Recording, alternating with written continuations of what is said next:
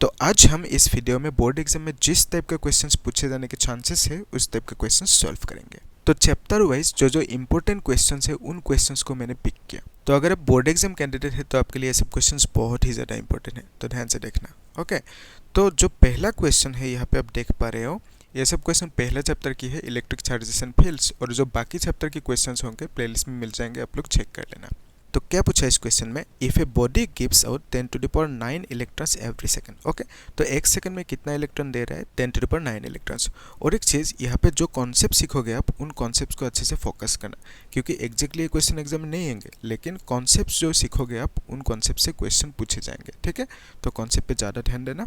तो क्वेश्चन में क्या पूछा, सपोज एक बॉडी है। ओके, तो इस बॉडी से इलेक्ट्रॉन्स जा रहा है दूसरी बॉडी पे, मान लेते हैं। ठीक है, तो कितना इलेक्ट्रॉन जा रहे हैं, 10 टू द पावर 9 इलेक्ट्रॉन जा रहे हैं एक सेकंड में। ठीक है, इन 1 सेकंड इतना इलेक्ट्रॉन जा रहे हैं। हमें क्या पूछा, how much time is required to get a total charge of 1 coulomb.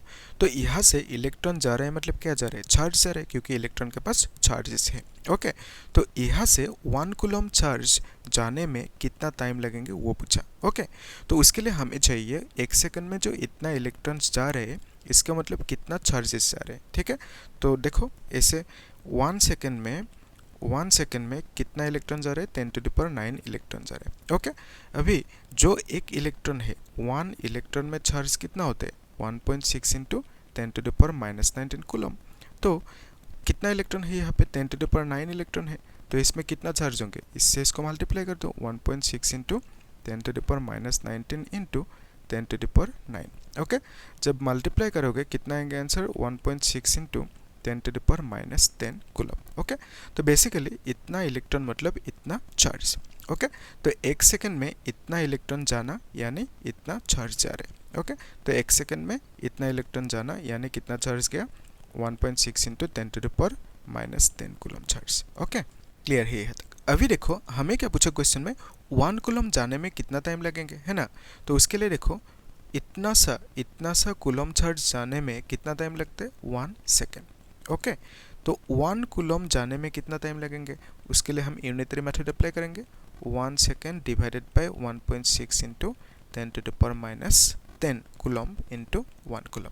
तो इसे अभी कैलकुलेट करना है, 1 बाय 1.6 है ना, और फिर ये जो 10 टू द पावर -10 है ऊपर जाएंगे तो it will become 10 to the power +10, coulomb coulomb cancel और सेकंड में आंसर आ गया। ओके, तो इसे जब डिवाइड करोगे, डिवाइड कर सकते हो आप लोग, अगर कोई दिक्कत है तो ऐसे एक टेक्निक समझ लो। यहाँ पे अगर नीचे एक 10 मल्टीप्लाई करोगे तो ऊपर भी करना होगा, है ना।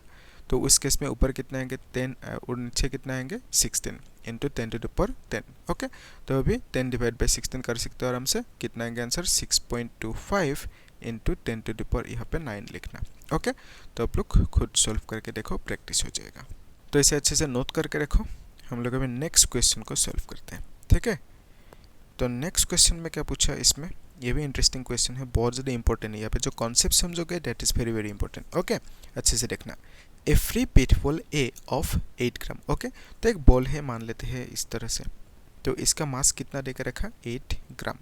Okay, is equal to mass m लिख दिया, carries a positive charge of this much. तो इसके पास इसका नाम दे देते हैं a नाम। ओके, तो इसका जो चार्ज है, इसमें चार्ज कितना है, क्यू ए लिख देते हैं, and that is equal to 5 into 10 to the power -8 coulomb. Okay, हमें क्या पूछा, what must be the nature and magnitude. Okay, nature मतलब पॉजिटिव होंगे या निगेटिव होंगे, एंड मैग्नीट्यूड कितना होंगे, किसका, of charge that should be given to a second pith ball be fixed below 5 centimetre, है ना, the former ball so that the upper ball is stationary. Okay, तो बेसिकली ये अपर बॉल है, और नीचे एक बॉल रखने के लिए बोला कितने सेंटीमीटर नीचे, 5 सेंटीमीटर। ओके, तो यहाँ से यहाँ तक की जो डिस्टेंस है दैट इज 5 सेंटीमीटर, जिसको हमने आर कह दिया सपोज।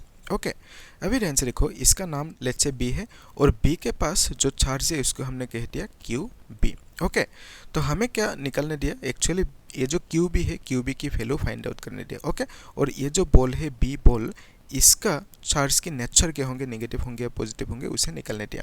और कंडीशन क्या देकर रखा कि इसको स्टेशनरी रखना है, मतलब यहाँ से इसको मूव नहीं होने देना है। ठीक है, इसको यहाँ पे बैलेंस करके स्टेशनरी रखना है। ओके, तो क्वेश्चन ये है कि अभी ये स्टेशनरी क्यों नहीं है। आंसर इज, ये जो बॉडी है, इस बॉडी की मास है कितना, 8 ग्राम। इसको ग्रेविटी नीचे की तरफ खींचते रहेंगे with some force mg। Okay, ये मालूम है, तो बिकॉज ऑफ दैट ये नीचे की तरफ आना चाहेंगे बिकॉज ऑफ दिस mg। तो ये नीचे कब नहीं आएंगे, जब इस फोर्स को कोई कैंसिल आउट करेंगे। ठीक है, अभी ध्यान से देखो, इसका जो चार्ज है दैट इज पॉजिटिव। ओके, अगर मान लेते हैं इसका चार्ज निगेटिव हुआ, तो उस केस में क्या होंगे, ये निगेटिव चार्ज इसको अट्रैक्ट करेंगे। ठीक है, नीचे की तरफ खींचेंगे, तो बेसिकली mg फोर्स से ये नीचे खींचा हुआ है ऑलरेडी, है ना। तो ये भी अभी अगर ये निगेटिव हुआ तो ये भी इसको नीचे की तरफ खींचेंगे, अट्रैक्ट करेंगे, तो बिकॉज ऑफ दैट ये और ज़्यादा नीचे आएंगे, है ना।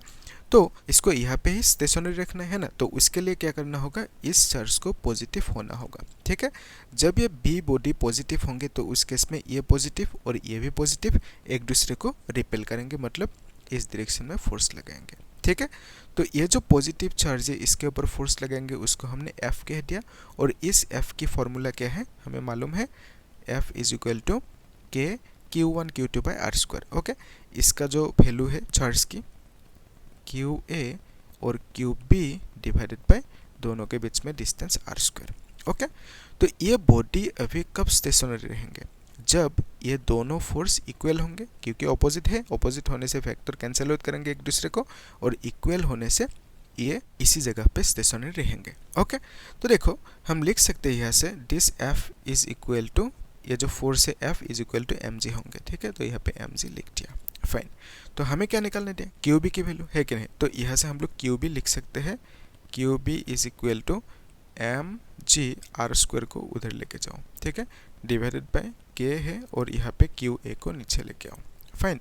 तो m की वैल्यू कितना है, 8 ग्राम। 8 ग्राम को हम लोग kg में लिखेंगे। ठीक है, तो इसको लिख सकते हैं 8 × 10⁻³ kg। फिर ये जो g है, g मतलब एक्सीलरेशन ड्यू टू ग्रेविटी, उसकी वैल्यू कितना है, 9.8, जानते हो इजी है। तो फिर r कितना है, 5 सेंटीमीटर, तो इसको मीटर में लिखना होगा ना, 5 × 10⁻² मीटर। ओके, तो r की जगह पे 5 × 10⁻² मीटर लिख दो, और यहाँ पे स्क्वायर लगाना होगा। ठीक है, फिर k की वैल्यू कितना है, 9 × 10⁹, ये कांस्टेंट है, इनटू QA मतलब इस बॉडी की जो चार्ज दे के रखा कितना, इतना सा। ओके, तो QA की वैल्यू है 5 × 10⁻8। ओके, तो यहाँ से इसको कैलकुलेट करना है अभी, है ना। तो देखो 8 × 9.8 ऐसे लिख लेते हैं, फिर इनटू ये है 5 × 5 = 25। ओके, फिर इनटू 10⁻³ है, और यहाँ पे इंटू 10⁻⁴ होंगे। ये सब लोग खुद कोशिश करना, तब अच्छा रहेंगे। फिर यहाँ पे 9 × 5 × 10 होंगे। ओके, तो इस 5 से इसको कैंसिलेट कर सकते हो, बाकी इसको आप लोग कर लेना। ठीक है, डिवाइड कर सकते हो आराम से। ओके, तो आंसर कितना आएंगे, मैं यहाँ पे देख के लिख देता हूँ, 4.36 × 10⁻⁷, और यहाँ पे ये क्या है, QB यानी चार्ज की वैल्यू है ना, तो यूनिट क्या होंगे, कूलम्ब।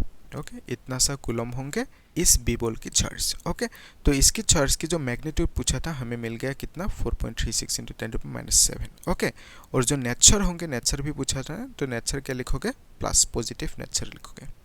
तो इसे नोट करके रखो। अभी हम लोग नेक्स्ट क्वेश्चन को सॉल्व करते हैं। ठीक है, ये क्वेश्चन इंटरेस्टिंग है प्लस कॉन्सेप्चुअल भी। ठीक है, आप लोग कॉन्सेप्ट पे फोकस करना। यहाँ पे देखो स्टेबल एंड अनस्टेबल इक्विलिब्रियम। ठीक है, तो इसको भी हम लोग देखेंगे, समझेंगे अच्छे से। तो पहले हम लोग क्वेश्चन को समझ लेते हैं। Okay, 2 point charges 4e positive charge. Okay, फिर यहाँ पे प्लस e, ये भी पॉजिटिव, और fixed at a distance a apart. Okay, तो लेट्स कंसीडर ये 4e पॉजिटिव चार्ज है, और एक चार्ज है प्लस e, और दोनों के बीच में डिस्टेंस कितना है, a डिस्टेंस है।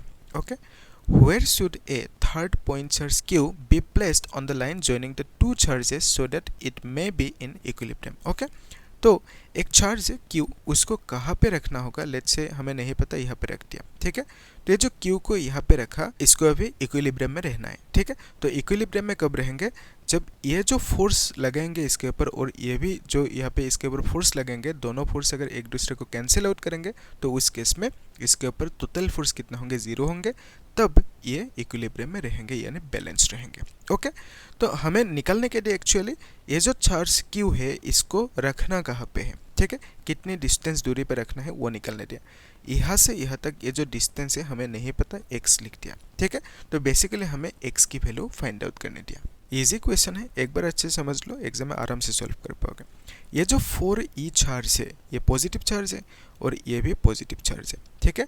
तो ये चार्ज इसको क्या करेंगे, रिपेल करेंगे, इन दिस डायरेक्शन पुश करेंगे, है ना, विथ सम फोर्स, इसको हमने F1 कह दिया। ये जो F1 होंगे, F1 की वैल्यू कितना होंगे, F1 इक्वल टू के Q1 Q2 by r square. तो अभी Q1 की वैल्यू कितना है, प्लस 4e, फिर यहाँ पे इसकी वैल्यू चाहिए ना, Q लिख दो, divided by r square, r मतलब दोनों के बीच में distance, that is x, okay. तो जिन दोनों चार्जेस की फोर्सेस ले रहे हो उन दोनों चार्जेस के बीच में जो डिस्टेंस है उसको लिखना होगा, that is x square, okay. K Q1 Q2 by r square, easy formula आप जानते हो, ओके। तो नेक्स्ट स्टेप में हमें क्या करना है, ये जो पॉजिटिव E है ये भी फोर्स लगा रहे हैं ना, कौन सी डायरेक्शन में लगे, ये भी पॉजिटिव ये भी पॉजिटिव, तो ये इसको इस डायरेक्शन में रिपेल करेंगे, ठीक है, with some force, let's say this is F2। तो F2 की वैल्यू क्या लिखोगे, F2 will be equal to के Q1 Q2 है ना, तो इसका जो मैग्नीट्यूड है दैट इज Q, उसको लिखना होगा, फिर यहाँ पे E लिखना होगा, ठीक है, डिवाइडेड बाय यहाँ से यहाँ तक के डिस्टेंस को लिखना होगा, दैट इज कितना होंगे, यहाँ से यहाँ तक पूरा डिस्टेंस कितना है, A है, और यहाँ से यहाँ तक कितना है, x है, तो A माइनस एक्स लिखना होगा, ठीक है। तो A से x को माइनस करेंगे तो इतना सा डिस्टेंस हमें मिलेंगे और यही हमें चाहिए, ठीक है, A minus x whole square, okay.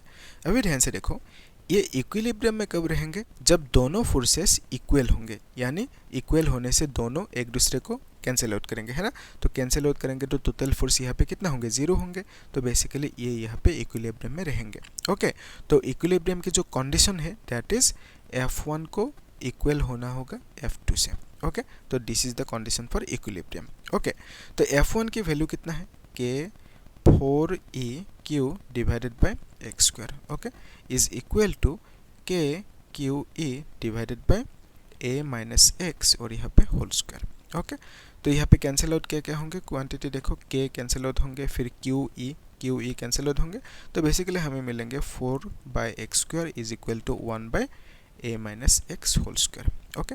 अगर हम बोथ साइड रूट लगाए इस तरह से, ठीक है, तो इस केस में 4 की रूट 2 होंगे, एक्स स्क्वायर की रूट x होंगे, इज इक्वल टू 1, फिर इसका रूट a माइनस एक्स होंगे, ओके। तो इसको इधर मल्टीप्लाई करो, क्रॉस मल्टीप्लाई इजी है, तो हम लिख सकते हैं 2a minus 2x is equal to x, okay. तो इसको उधर लेके जाओ, we can write 2a is equal to 3x, okay. तो यहाँ से 3 को नीचे लाओगे तो we can write 2 by 3 a is equal to x। तो x का वैल्यू कितना है, 2 बाई 3। तो बेसिकली यहाँ से यहाँ तक की जो डिस्टेंस है that will be how much, 2 by 3a, ठीक है। तो इस Q चार्ज को जब हम यहाँ से 2 बाई 3a डिस्टेंस पे रखेंगे तो इस केस में ये इक्विलिब्रियम पे रहेंगे। तो क्वेश्चन के एक पार्ट कंप्लीट हो गया। तो अभी नेक्स्ट पार्ट में क्या पूछा, in which case the equilibrium will be stable and unstable. तो स्टेबल एंड अनस्टेबल इक्विलिब्रियम की मीनिंग क्या है, actually equilibrium is equilibrium, but कभी कभी हम लोग स्टेबल एंड अनस्टेबल इक्विलिब्रियम कहते हैं, लेकिन कब, ठीक है। तो स्टेबल इक्विलिब्रियम चेक करने के लिए हम लोग क्या करेंगे, जिसका चेक करना है उसको थोड़ा सा मूव करेंगे। जैसे ये जो Q है ये स्टेबल इक्विलिब्रियम है या अनस्टेबल में है, उसको चेक करने के लिए हम लोग यहाँ से इसको थोड़ा सा मूव करेंगे। जब मूव करेंगे इसको यहाँ से उठा के यहाँ तक लेके आए, अगर ये वापस अपने ओरिजिनल पोजीशन पे चले जाए तो उस केस में हम बोलेंगे इसे स्टेबल इक्विलिब्रियम में है, ओके। तो इसके लिए हम लोग चेक करना होगा ना सिचुएशन को। यहाँ पे देखो व्हिच केस, मतलब यहाँ पे दो केसेस की बात हो रही है। एक केस है यहाँ पे जो चार्ज लिया हमने पॉजिटिव Q लिया, और another case is negative Q लेना होगा, ठीक है। इसको हम लोग अच्छे से यहाँ पे देखते हैं, ठीक है, ध्यान से देखना। ये जो सिचुएशन है यहाँ पे प्लस 4e है और यहाँ पे प्लस e है, ओके, इस तरह की सिचुएशन है। तो बीच में हमने चार्ज को रखा, ओके। तो ये जो चार्ज है ये चार्ज अभी इक्विलिब्रियम में है, ओके, ये हमें पता चला। तो कितने डिस्टेंस पे इसको रखने से इक्विलिब्रियम में होंगे, इतने से डिस्टेंस पे, ओके, 2 बाई 3a डिस्टेंस पे, यहाँ तक क्लियर है। तो अभी देखो ये जो चार्ज है ये इसको फोर्स लगाएंगे इस डायरेक्शन में, ओके, इसको हमने कहा F1, ओके। अगर हमने इसको यहाँ से उठा के यहाँ तक लेके आया तो उस केस में जो F1 होंगे ये इंक्रीज होंगे या डिक्रीज होंगे, ध्यान से समझ के बोलो, यस। तो ऑब्वियसली जब ये डिस्टेंस इंक्रीज होंगे तो फोर्स डिक्रीज होंगे, क्योंकि जो फॉर्मूला है F1 that is proportional to 1 by यहाँ से यहाँ तक की जो डिस्टेंस था x है ना, x स्क्वायर।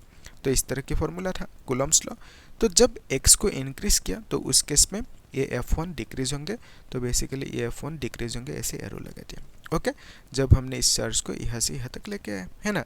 तो यहाँ से यहाँ तक क्यों लेके आए? क्योंकि हमें चेक करना है स्टेबल इक्विलिब्रियम में है या अनस्टेबल इक्विलिब्रियम में है। ओके, तो स्टेबल इक्विलिब्रियम में कब होंगे? जब यहाँ से यहाँ तक लेके आया, उसके बाद ये अपनी जगह पे फिर चले जाएंगे, तो उस केस में हम बोलेंगे स्टेबल इक्विलिब्रियम में है। तो उसी चीज़ को हमें देखना है कि ये ओरिजिनल अपनी ओरिजिनल पोजीशन पे जाते हैं कि नहीं। ठीक है, तो देखो ये जो पॉजिटिव ई है, ये भी फोर्स लगेंगे ना, तो इस डायरेक्शन में लगेंगे, तो इस फोर्स को कह दिया F2। ओके, जब इसको यहाँ से यहाँ तक लेके आए, तो उस केस में ये डिस्टेंस क्या हुआ? कम हो गया। ये डिस्टेंस कम होने से ये जो फोर्स है, ये फोर्स ज़्यादा हो जाएंगे। ठीक है, तो जब ये फोर्स ज़्यादा होंगे, ये कम होंगे, तो उस केस में रिजल्टेंट फोर्स की डायरेक्शन कौन सी होंगे? ये होंगे। तो ज़्यादा वाले से इस कम वाले को माइनस कर दो, तो जो मिलेंगे कुछ फोर्स इस डायरेक्शन में मिलेंगे।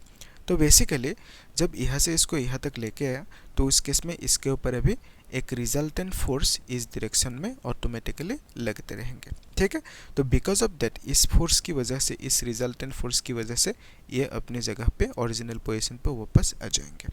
ठीक है, तो इसका मतलब ये जो चार्ज है अभी ये स्टेबल इक्विलिब्रियम में है। ओके, तो स्टेबल इक्विलिब्रियम में तो है, कैसे है वो पता चल गया, लेकिन अनस्टेबल इक्विलिब्रियम में कब होंगे उसको अभी फाइंड आउट करना है। ठीक है, तो अगर लेट्स कंसीडर ये जो सिचुएशन है, इसको +4e और यहाँ पे ये क्या है +e। ओके, तो बीच में जो चार्ज है इसको हमने लेट्स से इस पर माइनस क्यों रखा। ओके, तो इस केस में क्या होंगे, ये जो चार्ज है ये इसको इस डायरेक्शन में खींचेंगे। ठीक है, कौन सी डायरेक्शन में खींचेंगे? इस डायरेक्शन में, क्योंकि ये पॉजिटिव या नेगेटिव अट्रैक्ट करेंगे, है ना। तो इसको हमने F1 नाम दे दिया। फिर अगर लेट्स से इसको मैंने इस पर क्या किया, यहाँ से उठा के यहाँ तक लेके आया। ठीक है, -q यहाँ तक लेके आया। क्यों लेके आया? क्योंकि हमें चेक करना है इक्विलिब्रियम में कौन सी इक्विलिब्रियम में है। ओके, तो जब यहाँ से यहाँ तक लेके आया, तो ये डिस्टेंस क्या हुआ? इंक्रीज हुआ। जब ये डिस्टेंस इंक्रीज होंगे, तो उस केस में ये जो फोर्स है, ये फोर्स क्या होंगे? डिक्रीज होंगे। क्लियर है? तो नेक्स्ट स्टेप में ये जो +e है, ये क्या करेंगे? इसको इस डायरेक्शन में खींचते रहेंगे। ठीक है, क्योंकि +e नेगेटिव है, तो विथ सम फोर्स लेट्स से F2। ओके, तो इस बार जब हमने इसको यहाँ से यहाँ तक लेके आया, तो इस केस में ये जो डिस्टेंस है, ये डिस्टेंस क्या हुआ? डिक्रीज हुआ, है ना। जब ये डिस्टेंस डिक्रीज होंगे, तो ये जो फोर्स है F2, ये क्या होंगे? इंक्रीज होंगे। ओके, डिस्टेंस डिक्रीज होना यानी फोर्स इंक्रीज होंगे। Okay, inversely proportional. तो अभी देखो, ये F2 जिसकी डायरेक्शन ये है, ये ज़्यादा हुआ, है ना, और जो F1 है, F1 की डायरेक्शन ये है, और F1 कम है, डिक्रीज हुआ।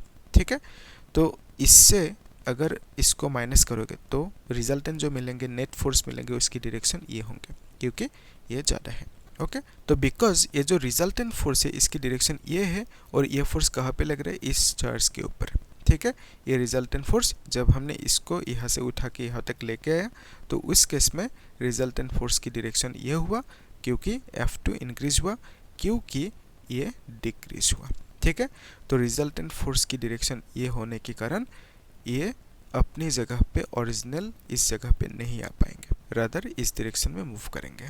तो इस केस को बोलेंगे अनस्टेबल इक्विलिब्रियम। ओके, क्यों बोलेंगे? क्योंकि जब हमने इसको यहाँ से उठा के इधर मूव किया, है ना, ये अपने ओरिजिनल पोजीशन पे वापस नहीं आया। Easy question. तो अगर आप लोगों को अच्छे से समझ में आया, तो इस क्वेश्चन को होमवर्क करो। ठीक है, हो सके तो अभी करो और मुझे बोलना कमेंट सेक्शन में। तो हम लोग नेक्स्ट क्लास में इलेक्ट्रिक फील्ड के ऊपर बोर्ड एग्जाम के लिए कुछ इंपॉर्टेंट क्वेश्चन सॉल्व करेंगे, और आगे भी बाकी चैप्टर्स के भी क्वेश्चन सॉल्व करेंगे। तो आप लोग चैनल को सब्सक्राइब करके रखना और फ्रेंड्स को भी शेयर कर देना। Thank you.